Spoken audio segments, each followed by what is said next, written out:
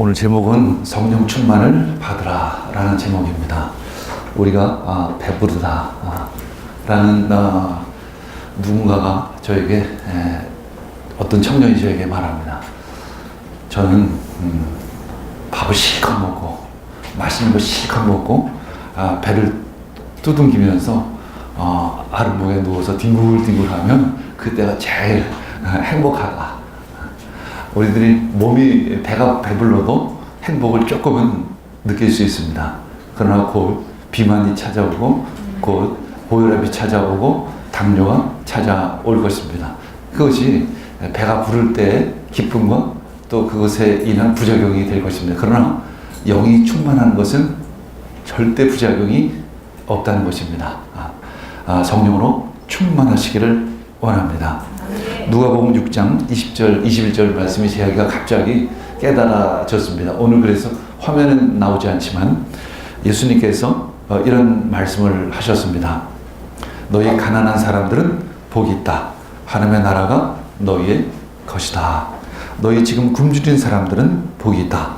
너희가 배부르게 될 것이다. 너희 지금 슬피 우는 사람들은 복이 있다. 너희가 웃게 될 것이다.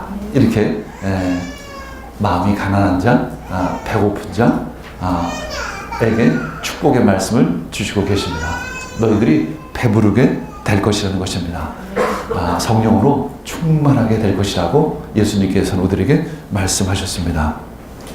왜 우리는 성령 충만을 받아야 할까요? 성령 충만해서 기도로 튀어올라가서 할렐루야를 부르시며 천국을 경험하기 위해 천국을 맛보기 위해 그럴까요? 물론 그 부분도 있습니다. 그러나 더 중요한 것은 우린 무언가로 채워져야 한다는 것입니다. 채워지지 않을 때 어떤 갈급함이 우리들에겐 있습니다. 때로는 우리 그래서 일시적인 것으로 채우려고 하죠. 돈으로, 일로, 때로는 출세로, 어떤 명예로, 권력으로 이런 일시적인 것으로 채우려고 합니다. 더 일시적인 것이 있죠. 마약이나 쾌락입니다. 이런 거야말로 순간적인 체험이죠. 그러나 문제는 이 모든 것에는 부작용이 있다는 것이죠. 이것에는 한계가 있다는 것입니다. 이것으로는 온전한 채워짐을 누리지 못한다는 것이죠. 더 큰 문제는 뭐냐면 사탄은 끊임없이 보이는 어떤 것 내지는 쾌락으로 우리를 채우라고 유혹한다는 것입니다. 끊임없이 우리들을 유혹합니다. 결국 보이는 어떤 것으로 나를 채우려고 했을 때 결국은 사탄의 뜻에 사탄의 의지에 동조하게 되는 결과를 낳게 되어지는 것입니다. 우리는 에베소서 5장에 보면 성령 충만을 받으라. 충만을 받으라. 한마디로 가득 채우라. 이렇게 말씀하고 있습니다. 그런데 무엇으로 가득 채워야 할 것인가? 성령으로 가득 채우라고 말씀하십니다. 하나님의 영으로, 하나님의 마음으로, 하나님의 사랑으로, 하나님의 뜻으로 가득 채우라는 것입니다. 그래서 내 뜻이 아닌 성령으로 이끌림 받으라는 것입니다. 성령 충만함이 도대체 무엇일까? 성령 충만해서 도대체 내 들고 뛰어야 할 것인가? 가 아니라 어떤 기적을 보는 것이 목적인가? 아니라 어떤 영적인 체험을 하는 것이 목적인가? 아닙니다. 하나님의 말씀에 따라 순종할 수 있는 그러한 준비가 되어야 한다는 것입니다. 성령 충만은 한마디로 예수님께 압도당하는 것입니다. 우리 예수님은 누구실까? 굳이 성경적으로 주님 단정적으로 얘기하면 말씀이라는 것입니다. 말씀에 압도당하는 것이 바로 성령 충만입니다. 말씀에 순종하는 것이 바로 성령 충만인 것이죠. 우리가 구원은 한 번에 이루어집니다. 그러나 우리들의 삶은 계속되는 여행이 되어지죠. 목적지가 있는 분명한 여행인 것입니다. 그래서 구원은 시작되었지만 그 완성은 그 마지막 때에 가야 이루어지는 것입니다. 그래서 성경에는 우리들로 하여금 계속해서 성령 충만을 받으라. 그래서 우리는 계속해서 성령 충만을 받아야 하는 이유인 것입니다. 왜냐하면 우리가 우리 앞에는 삶의 여정이 남아있기 때문에 그런 것이죠.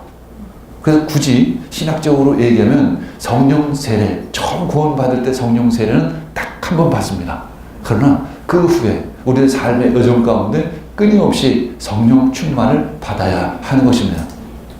여기서 우리가 잘못 오해한다면, 우리가 물론 배터리가 방전이 되면 전기를 꼽아서 충전하는 그것이 아니라 끊임없이 주님을 사모해야 한다는 것입니다. 주님을 기억해야 한다는 것입니다. 끊임없이 주님과 친밀한 교제를 나눠야 한다는 것입니다. 그리고 그분의 마음을 계속 품어야 한다는 것이죠. 이것은 인격적인 의미의 충만이지 물리적으로 전기를 충전하거나 에너지를 충전한다는 의미는 아닌 것이죠. 성령 충만은 도대체 무엇일까? 첫 번째, 사도행전이나 누가복음에 보면 성령 충만은 능력이다 이렇게 말씀하고 있습니다. 왜? 사도행전이나 누가복음 모두 누가에 의해서 기록되어져 있는 책입니다. 누가는 왜 성령 충만을 능력이라고 표현하고 있을까? 그 이유는 누가는 선교사입니다. 복음 증거자입니다. 그러면 나하고는 별로 관계가 없네라는 것이 아니라 하나님은 우리를 부르실 때 다 증인으로 부르셨습니다. 어떤 의미의 선교사로 우리를 부르신 것입니다. 그래서 우리는 능력을 가지고 있어야 하는 것이죠. 사도행전 1장 8절 읽겠습니다. 그러나 성령이 너에게 내리시면 너희는 능력을 받고 예루살렘과 온 유대와 사마리아에서 그리고 마침내 땅 끝에까지 이르러 내 증인이 될 것이라는 것입니다. 능력을 받으면 어떻게 된다고요? 바로 하나님의 증인이 되어지는 것입니다. 복음을 증거할 수 있는 능력을 갖게 되는 것입니다. 왜냐하면 복음을 전하기 위해서는 어떤 능력이 필요하기 때문에 그런 것이죠. 그래서 오순절날을 보면 어떤 불의 혀 같은 성령님이 임하셨다라고 표현되어지는 것입니다. 이것은 하나의 어떤 능력, 힘을 의미하는 거죠. 그리고 베드로가 복음을 전할 때 담대함으로 전했다. 이렇게 말하는 것이죠. 담대함이라는 것은 어떤 그 안에 능력, 힘이 담겨 있다는 것을 의미합니다. 사도행전 4장 8절에 보면 베드로와 요한이 공에 잡힙니다. 그러나 그는 공회 앞에서 당당하게 하나님의 능력으로 성령 충만해서 복음을 전했다라고 이렇게 기록하고 있습니다. 사도행전 4장 31절 읽겠습니다. 그들이 기도를 마치니 그들이 모여 있는 곳이 흔들리고 그들은 모두 성령으로 충만해서 하나님의 말씀을 담대히 말하게 되었습니다. 성령 충만은 능력인 것이죠. 말수와 엘루마를 사로잡고 있는 가운데 바울이 그를 만났을 때 그를 향해서 능력 대결을 펼칩니다. 사울이 성령 충만함으로 그를 노려보며 말합니다. 너 속임수와 악행으로 가득 찬 악마의 자식아, 모든 정의의 원수야. 너는 주님의 바른 길을 굽게 하는 짓을 그치지 못하겠느냐 하면서 이 거짓 마술사 엘루마를 꾸짖는 모습을 봅니다. 그 후에 그는 여러 날 동안 눈이 멀게 되어지는 모습을 봅니다. 사탄과 싸우기 위해서는 영적인 능력을 가져야 하는 것이죠. 세상을 이기기 위해서는 능력을 가지고 나아가야 하는 것입니다. 그래서 우리는 성령 충만해야 하는 것입니다. 그것이 바로 첫 번째 이유인 것입니다. 세상을 이기고 그리고 복음을 전하기 위해서는 능력 있는 그리스도인이 되어야 하는 것입니다. 그러나 그것이 다는 아닙니다. 우리가 능력만을 추구했다고 하다 보면 너무 강한 이미지, 너무 딱딱한 이미지, 어떤 에너지, 어떤 힘, 어떤 열정, 뽑아져 나가는 어떤 힘, 이런 것들로만 그리스도인이 비춰질 수가 있습니다. 지금까지는 어떤 그런 부분들이 많이 있었기 때문에 때로 어떤 교회에서는 성령님을 제한하는 경우가 상당히 있었습니다. 그러나 성령님을 소멸하는 죄만큼 큰 죄는 없는 것입니다. 중요한 것은 하나님이 원하시는 그 뜻이 도대체 무엇일까? 우리가 성령 충만을 받았을 때 진정 원하시는 하나님의 뜻이 무엇일까를 찾는 것이 더 중요한 것이죠.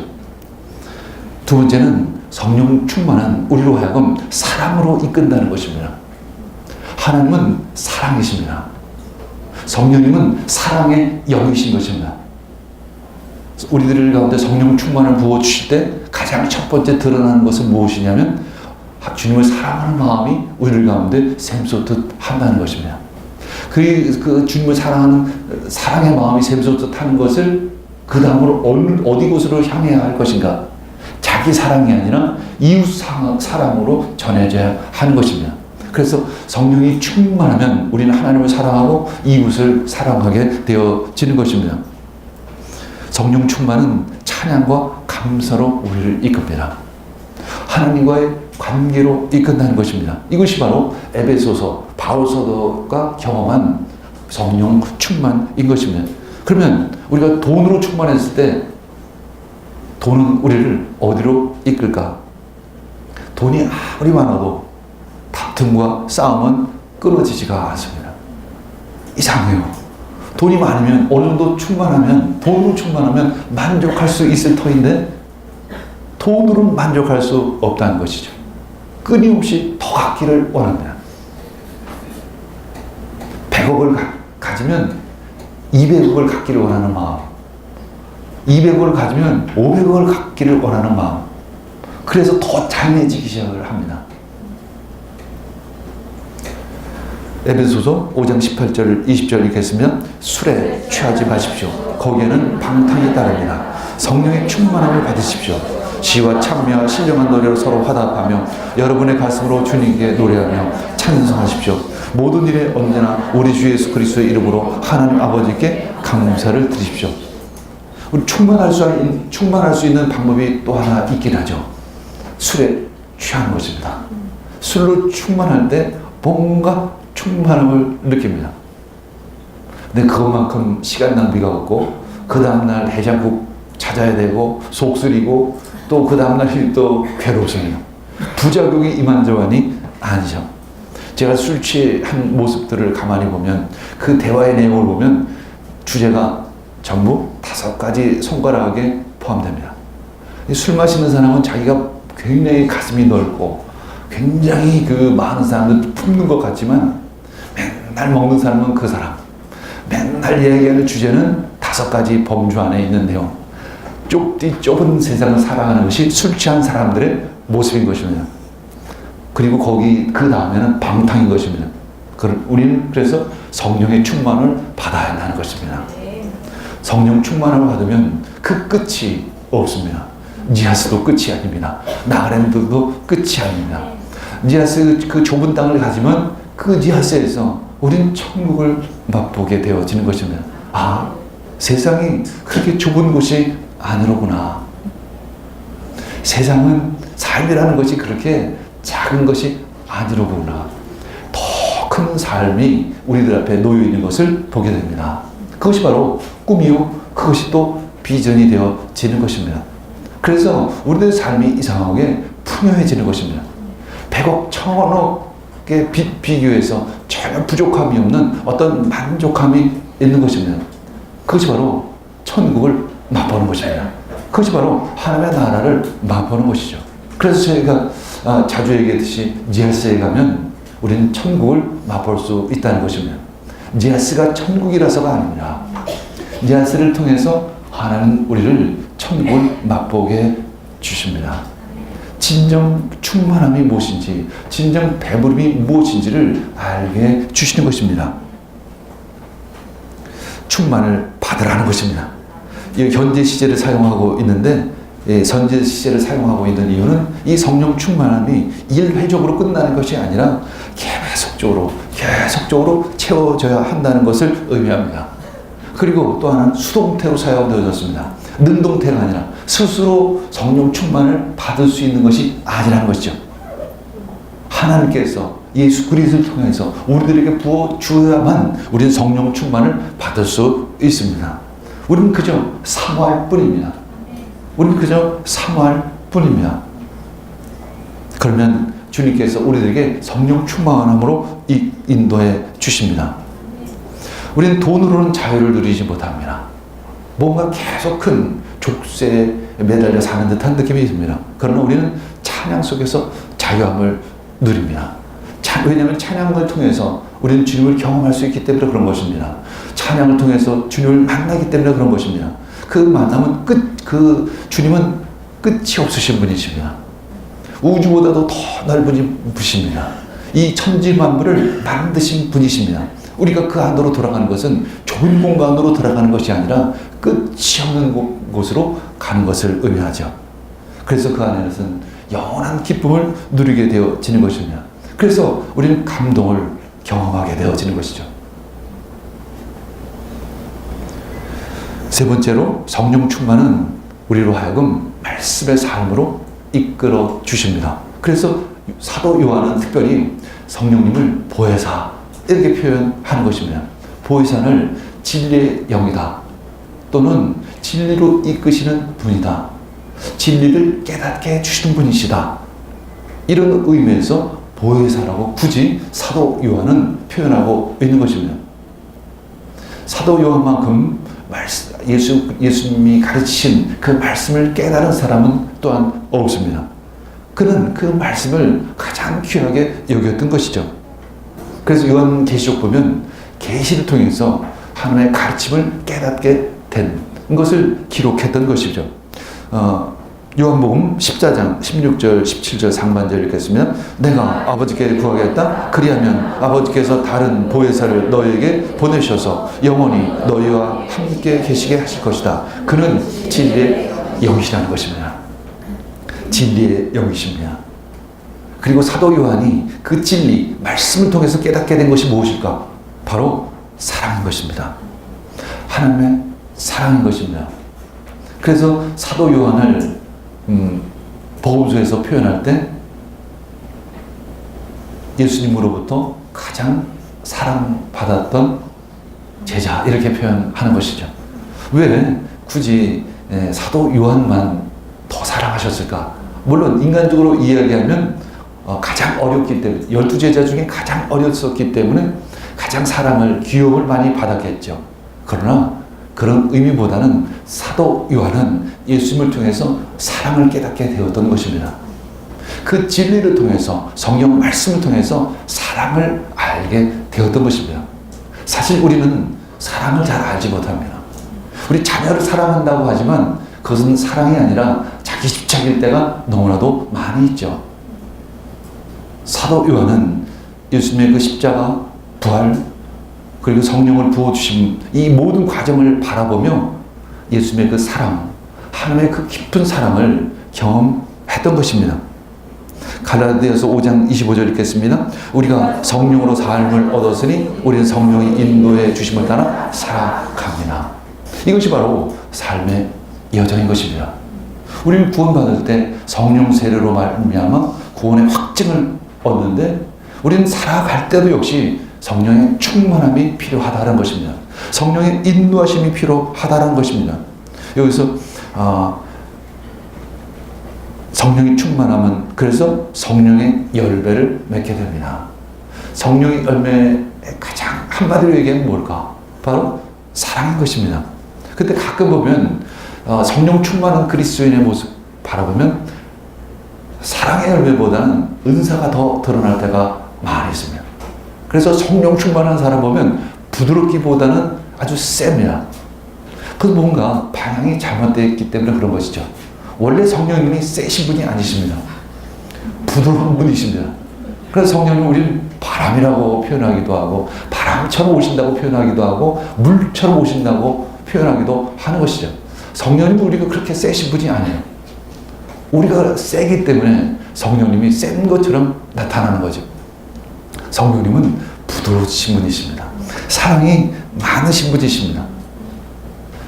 그래서 주로 은사자 보면 센 사람, 상종하기 좀 힘든 사람 이렇게 느껴질 때가 참 많이 있습니다. 왜 그랬을까? 방향을 잘못 잡았기 때문에 그런 것입니다. 때로 극단적으로 가는 사람, 2단으로 방향을 잡는 사람도 있죠. 그래서 신앙의 여정은 방향이 참 중요합니다. 그래서 기독교를 도다 이렇게 이야기하는 이유도 거기에 있습니다. 도는 길입니다. 도는 방향입니다. 기독교에서는 이 방향성이 참 중요합니다. 말씀에서는 이 방향이 참 중요합니다. 그 끝은 어딜까요? 그 끝은 사랑이요. 그 끝은 천국인 것입니다. 그 끝은 생명인 것입니다. 그래서 그곳을 영원한 생명이라고 이야기를 한 것입니다. 우리는 그 길을 지금 가고 있습니다. 넘어지고 깨지고 엎어지면서 그 길을 가는 것이죠. 우리를 도우신 분이 계십니다. 성령님이십니다.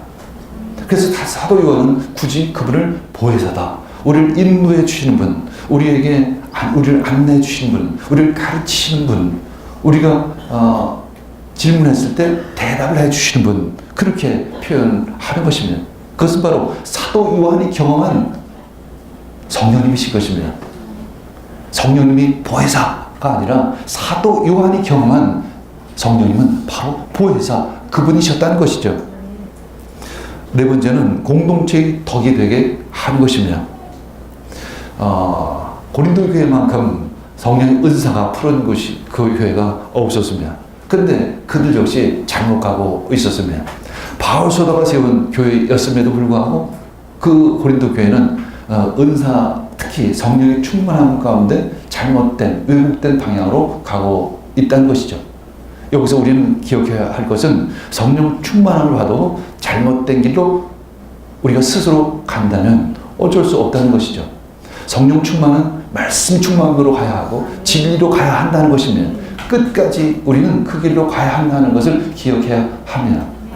지멋대로, 지 생각대로, 지 마음대로 가다가는 잘못된 길로 갈 수도 있다는 것이죠. 왜냐하면 성령님은 인격적이신 분이십니다. 우리를 강제로 이끄시지 않는다는 것입니다. 우리를 인격적으로 대우하시고 우리를 인격적으로 이끄신다는 것입니다. 항상 선택하도록 우리의 자유의지를 존중하신다는 것이죠. 여러분들 그래서 가끔 그런 질문을 합니다. 아니 그럼 성령님이 잘못되신 분이십니까? 그럼 하나님이 잘못되신 분이십니까? 왜 그렇게 잘못된 길로 가도록 내버려 두십니까? 하나님은 우리를 로봇으로 만들지 않으셨습니다. 아니 좀 더 표현하면 천사로 만들지 않으셨습니다. 천사는 하나님을 수종드는 존재이죠. 거기에는 다른 생각을 할 수가 없습니다. 그러나 우리들 인간은 스스로 생각하고 스스로 판단할 수 있는 능력을 다 주셨습니다. 죄도 선택할 수 있는 의지를 주셨습니다. 이단도 선택할 수 있는 의지도 주셨습니다. 어떤 것도 할 수 있는 자유는 주셨습니다. 그러나 그렇게 하지 말라는 것입니다. 항상 진리를 선택하라는 것입니다. 항상 사랑을 선택하라는 것입니다. 항상 생명을 선택하라고 우리에게 주신 것입니다. 첫 번째 고린도 교인의 실수는 성령의 은사를 자랑했습니다. 가끔 보면 성령의 은사를 자랑하는 사람이 있어요. 자주 제가 표현하듯이 난 눈 2.0이야. 난 귀가 굉장히 잘 들려. 이거 자랑하는 것과 똑같아요. 참 바보스러운 이야기입니다. IQ를 자랑해도 바보처럼 느껴질 텐데 이 성령의 은사를 자랑한다면 이건 천치 중에 천치이죠. 그리고 두 번째는 지나치게 개인주의적이었습니다. 여기서 얘기하는 건 개인주의적이었다는 것은 항상 공동체를 생각해야 한다는 것입니다. 이 사랑은 개인적인 사랑을 얘기하는 것이 아닙니다. 너 좋아. 너랑 나랑 잘 지내보자. 가 아니라 항상 공동체 안에서의 사랑인 것이죠. 공동체를 먼저 생각하는 사랑, 하나님을 먼저 생각하는 사랑이어야 하는 것입니다. 우리가 누군가를 너무나도 사랑합니다. 근데 그 끝이 뉴스에 보면 살인이죠. 질투입니다. 시기입니다. 그것이 사랑일까요? 그건 진정한 의미의 사랑이 아닙니다. 그만을 사랑했기 때문에 그런 것입니다. 너와 나만을 생각했기 때문에 그런 것이죠. 자신의 부모도 생각하지 않습니다. 자신의 가정도 생각하지는 않아요. 자신이 속해 있는 그 공동체, 친구, 관계, 주위에 있는 많은 사람들을 도무지 생각을 하지 않는 것입니다. 성숙해진다는 것이 무엇일까? 이 모든 관계를 고려한다는 것입니다. 모든 관계를 생각한다는 것이죠. 그러면서 그 어떤 사람을 사랑하기 시작을 합니다. 때로 그래서 공동체를 사랑하는 것과 어떤 개인을 사랑하는 것 사이에서 갈등이 일어날 때도 있을 수 있습니다. 이 땅에서는 그런 갈등이 있을 수밖에 없죠. 때로는 그 둘 중에 하나를 선택해야만 할 때도 있는 것이죠. 그러나 더 큰 것은 하나님이시고 두 번째는 공동체이고 그 다음에 개인이라는 것을 우리는 기억해야 합니다. 우리 청년일 때는 그냥 우정이 가장 중요해요. 집 식구들보다, 부모님보다 그 친구가 더 중요해요. 너와 나의 의리. 아주 어릴 적의 사랑이고 어릴 적의 우정입니다.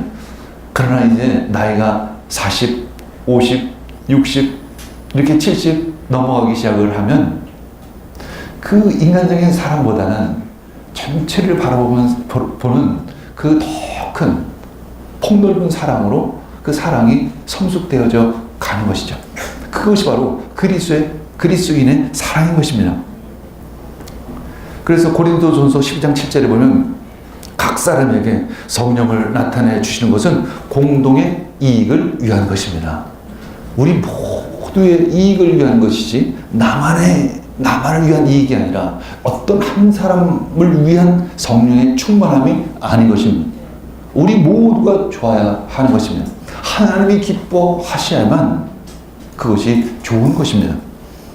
그래서 세 번째는 무질서했다는 것이죠. 질서가 없었다는 것입니다. 이 성령 충만하면은 질서가 필요합니다. 절제가 필요합니다. 왜냐하면 방향성이 중요하기 때문에 그런 것이죠. 그래서 우리가 길을 찾을 때는 나침판이 필요한 것입니다. 엉뚱한 길로 가지 않기 위해서는 분명한 방향과 지침이 있어야 하는 것이죠. 고린도전서 14장 32절 33절 읽겠습니다. 예언하는 사람의 영은 예언하는 사람에게 통제를 받습니다. 하나님 무질서의 하나님이 아니라 평화의 하나님이십니다. 성도된 모든 교회에서 그렇게 하는 것과 같이. 왜냐하면 고린도 교회에 참 무질서했다는 것입니다.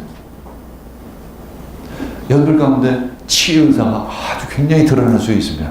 기도하면 암이 떠나가고 암 환자가 수십 명씩 암 환자들이 회복되어지는 것을 봅니다.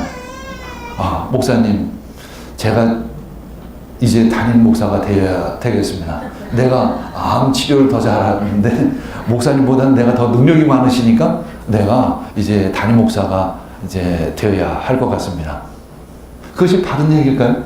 고린도 교회는 바로 그런 모습이 왕왕 있었다는 것이죠. 장사를 잘하는 사람이 교회 리더십이 될 수 없듯이, 밥을 잘한다고 해서 교회 리더십이 될 수 없듯이, 돈이 많다고 해서 교회 리더십이 될 수 없듯이, 은사가 많다고 해서 교회 리더십이 될 수 있는 것은 아니죠. 그 리더십의 은사가 있는 사람이, 인격적인 사람이, 도덕적인 사람이 리더십이 되어야 하는 것입니다. 우리 그것에서 착각을 하면 안 되죠. 가끔 제가 자주 예화를 드는 것 중에 한때 우리가 바자회를 했었을 때 장사를 참 잘했습니다. 수익이 참 많이 남았습니다. 그 중에 그 바자회를 이끌고 있었던 자매가 하나 있었는데 장사를 참 잘했어요. 그러고 나니까 금방 그 장사를 잘하는 그 자매가 리더십으로 세워지기 시작을 했다는 것입니다. 바자회를 잘했다고 해서 교회 리더십이 될 수 있는 것은 아니죠. 가끔 우리 교회에서 또 잘못 생각하는 것은 돈이 많은 어떤 사업가가 왔다고 해서 얼마 지나지 않아서 믿음이 별로 없음에도 불구하고 장로가 됩니다. 그것이 바른 판단일까요? 잘못된 것입니다. 어떤 판사, 검사가 우리 교회에 옵니다. 판사님, 검사님. 근데 믿음은 별로예요. 근데 금방 초고속 승진을 합니다. 집사, 안수집사, 장로 한 4, 5년 만에 급속도로 출세를 합니다. 그것이 바른 출세일까요? 거짓이죠. 가짜입니다. 그것처럼 은사가 많다고 해서 리더십이 될 수 있는 것은 아닙니다. 그에 걸맞는 리더로서의 걸맞는 은사가 있을 때, 성품이 될 때 그 자리에 올라가야 하는 것이죠. 우리는 그 성령의 능력을 경험해야 합니다. 그것에 따라서 우리는 주님의 사랑을 그 안에서 경험해야 하는 것입니다. 우리는 그 안에서 깊은 평화, 깊은 기쁨, 그래서 가끔 우리는 찬양할 때 눈물을 흘립니다. 그에 따라서 자연스럽게 질병이 떠나갑니다. 그러면서 자연스럽게 방언이 나오기도 합니다. 근데 그때 나오는 방언은 아름다운 방언입니다. 거친 것이 아닙니다. 우리 주일 예배 가운데서도 가끔 방언 찬양을 합니다. 그러나 그 찬양은 거칠지 않죠. 아름답습니다. 각자 화음이 틀리는데도 불구하고 조화롭습니다. 그것이 바로 성령님이 인도하시는 예배요, 찬양이요, 기도요, 말씀인 것입니다. 바울의 성령 체험은 하나님의 사랑을 온몸으로 체험하는 그 모든 것이었습니다. 그래서 그는 온몸을 들여서 복음을 전하는데 힘을 다했던 것입니다. 그래서 바울 사도는 그 성령님을 능력이라고 표현하기보다는 사랑이라고 표현하기를 더 원했던 것입니다. 그것은 지식을 초월하는 그리스도의 사랑이었습니다. 그 스펄전은 그는 우리를 끌어 안으셨다고 이렇게 고백을 하는 것입니다. 성령님이 우리들에게 임하면 마치 하나님께서 우리를 끌어 안으시는 것 같은 느낌이 든다는 것입니다. 마치 탕자가 집으로 돌아왔을 때 아버지가 끌어 안으셨듯이, 그 큰 가슴으로 그 아들을 끌어 안으셨듯이 성령님은 우리를 끌어 안으신 것입니다. 마틴 로이드 존스는 이렇게 말합니다. 이제껏 살아오면서 이제는 느끼지 못했던 것이라고 생각될 것이다. 그것은 인간이 알 수 있는 가장 심오한 경험이라고 그는 간증합니다. 저 역시 지금 인생을 살아오면서 가장 큰 간증은, 가장 큰 감동은, 가장 큰 기쁨은 그분을 만났을 때인 것입니다. 그래서 니아스에서 몸이 힘들지라도 그곳에서 사역을 하는 것입니다. 그러면서 다시 한번 그 하나님을 맛보는 것입니다. 그 하나님의 그 포옹을 그 안에서 경험을 하는 것이죠. 그것이 바로 성령 충만인 것입니다. 몸이 살면 영이 죽을 때가 자주 있습니다. 몸이 죽어야만, 몸이 힘들어야만 내 영이 살아날 때가 더 자주 있는 것이죠. 천국에서는 그렇지 않을 것입니다. 부활하면 그렇지 않을 것입니다. 우리들이 부활의 몸을 입는다면 몸과 영이 완전한 조화를 이룰 것입니다. 그래서 우리는 몸의 부활을 소망하는 것이죠. 우리는 지금은 어떤 한계를 가지고 살아갈 수밖에 없어요. 배가 부르면 영은 감각이 떨어질 수밖에 없어요. 가끔 그래서 우리는 자주 금식을 하는 것입니다. 금식을 함으로 말미암아 내 육체가 힘이 들면 오히려 영이 살아나기 시작을 하는 것입니다.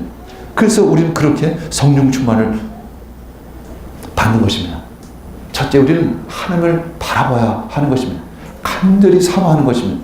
그런데 제가 이렇게 자주 경험하는 것은 뭐냐면 성령 충만을 기대하면서도 그분을 경계해요. 그분을 조심스러워합니다. 그분께 마음을 열어놓으시길 원합니다.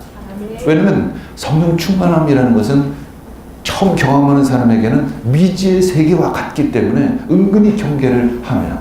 마치 우주를 나간다면 어떤 두려움이 앞서겠죠. 해저 깊은 곳으로 들어가면 어떤 두려움이 앞설 수가 있습니다. 그러나 용기 있는 사람은 담대히 우주로 나아가는 것이죠. 용기 있는 사람은 담대히 성령 충만함을 사모하는 것입니다. 그리고 두 번째는 믿음을 가지는 것입니다. 의심하지 말라는 것입니다. 마태복음 7장 7절에서 8절 읽겠습니다. 구하라, 그러면 너희에게 주실 것이다. 찾아라, 그러면 발견할 것이다. 두드려라, 그러면 문이 너희에게 열릴 것이다. 구하는 사람은 누구든지 받을 것이다. 찾는 사람은 찾을 것이다. 그리고 두드리는 사람에게는 문이 열릴 것입니다. 우리가 청년 때, 젊었을 때, 연애 때를 생각하면 충분히 이해할 수 있습니다. 그냥 앉으면 그 사랑하는 연인의 마음이 내 안에 온 것이죠. 그것은 뭐 의도적도 아닙니다. 그것은 노력을 해서 되는 것도 아니죠. 사랑은 노력해서 되는 것이 아닙니다. 그냥 사랑의 마음이 들면 그냥 그 마음이 내 안에 오는 것입니다. 내가 그분을 사랑하면 그분의 영이 내 안에 오는 것입니다. 이것은 아주 자연스러운 것입니다. 이것은 기계적인 것이 아닙니다. 굉장히 인격적인 것입니다. 이건 부자연스러운 것이 아니라 굉장히 자연스러운 것이죠. 우리는 그래서 두려워하지 말아야 하는 것입니다. 우리 누군가를 사랑하는데 두려워하십니까? 우리는 사랑 앞에서 두려워하지 않습니다. 그냥 사랑할 뿐입니다. 온 마음을 들여서 그냥 사랑할 뿐입니다. 온 물질을 다 들여서도 사랑할 뿐입니다. 그래서 청년 때 사랑해하는 모습을 보면 거의 미친 사람처럼 보이죠. 옆에 있는 친구가 그럽니다. 너 도대체 미쳤니? 물론 풋사랑이기 때문에 그런 모습이 있습니다. 그러나 지금은 우린 그런 풋사랑이 아니라 아주 성숙한 사랑으로 주님을 사모하는 것입니다. 우리는 스스로 자격이 없다고 생각하지 않아야 합니다. 가끔 우리를 보면 아유, 나 같은 죄인이 무슨 성령 충만을 받아. 내가 무슨 천국이야. 이렇게 죄를 져놓고. 아닙니다. 죄가 클수록 은혜도 큽니다. 우리 원정진 형제, 원정우 우리 아버님이 기억이 납니다. 그때 친방을 갔을 때 우리 장명 집사님 댁이죠. 갔을 때 본인이 그냥 간증을 합니다. 자신의 죄졌던 그 청년 시절부터 시작해가지고 나이 들었을 때 가정을 돌보지 않고 아내를 괴롭혔던 이야기 다 합니다. 그러면서 제가 예수님을 전했을 때 아유 목사님 나같이 죄가 많은 사람이 무슨 구원입니까? 나같이 죄가 많은 사람이 무슨 천국입니까? 아닙니다. 그렇게 죄가 많기 때문에 우리에게는 천국이 필요하고 예수님이 필요한 것입니다. 그래서 성령 충만함이 필요한 것입니다. 그래서 우리는 회개할 것은 회개하고 용서를 구할 것은 구하고 주님을 구해야 하는 것입니다. 그리고 우리는 기다리는 것입니다. 그리고 말씀을 읽으며 주님을 찾으며 기도하며 그렇게 성령 충만함을 사모하는 것입니다. 하나님은 여러 가지 방법으로 우리들에게 성령을 부어 주실 것입니다. 기대하시길 원합니다. 기대하시길 원합니다. 소망하시길 원합니다. 두려워하지 않으시길 원합니다. 단지 믿으시길 원합니다. 그때 주님께서 우리를 찾아오시며 오늘 갑자기 우리들의 마음의 문을 두드리실 것입니다. 바깥에서 노크를 하실 것입니다. 그때 우리는 내 마음의 문을 그냥 열기만 하면 됩니다. 그러면 그분이 찾아오실 것입니다. 오셔서 나의 마음을 나누실 것입니다. 나의 생각을 나누실 것입니다. 그분이 바로 예수 그리스도이십니다. 그분을 만나시기를 원합니다. 성령 충만함을 받으시기를 원합니다.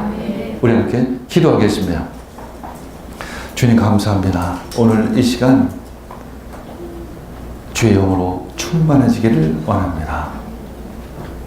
그래서 말씀으로 충만해지기를 원합니다. 그래서 사랑으로 충만해지기를 원합니다. 그래서 능력으로 충만해지기를 원합니다. 그래서 그 말씀을 전할 수 있기를 원합니다. 감사드리며 이 모든 말씀 예수님의 이름으로 기도합니다. 아멘.